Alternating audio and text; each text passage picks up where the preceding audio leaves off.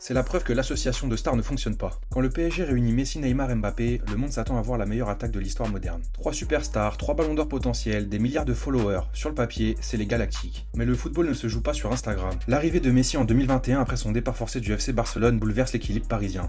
Le PSG avait construit son projet autour de Mbappé, vitesse, transition rapide et profondeur. Neymar était censé être le créateur libre. Messi, lui, n'est pas un ailier classique. Il marche, il organise, il attire le jeu vers lui. Et malgré lui, il change tout.